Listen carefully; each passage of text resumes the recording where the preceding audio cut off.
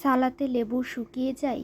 কাটা লেবুর মুখে একটু তেল মাখিয়ে রাখলে শুকাবে না, 2 থেকে 3 দিন টিকে থাকবে। ডিম ফাটানোর সময় ডিমের মধ্যে খোসা পড়ে? ডিম ফাটানোর আগে ধীরে টোকা দিন, সমতল জায়গায় খোসা কম পড়ে। নারকেল বেশি দিন সংরক্ষণ করতে চান? ঘষা নারকেল ফ্রিজে এয়ারটাইট পাত্রে রেখে দিন, 7 থেকে 8 দিন পর্যন্ত ভালো থাকবে। কাবাবের মাংসে মশলা ভালোভাবে বসানোর কৌশল। কাবাবের মাংস লেবুর রস ও সরিষার তেল দিয়ে ম্যারিনেট করলে মশলা ভালোভাবে ঢুকে যায়। আচার সংরক্ষণের গোপন টিপস। আচার ফাঙ্গাসমুক্ত রাখতে প্রতি 10 দিনে একটু গরম সরিষার তেল দিন। ফ্রিজে মাছের গন্ধ কমাতে ফ্রিজে একটি ছোট বাটিতে বেকিং সোডা রাখলে গন্ধ হবে না।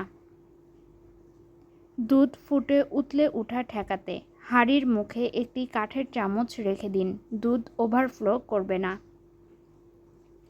কাটা ফল কালো হয়ে যাওয়া বন্ধ করতে আপেল বা কলা কাটার পর লেবুর রস ছিটিয়ে দিন, কালো হবে না।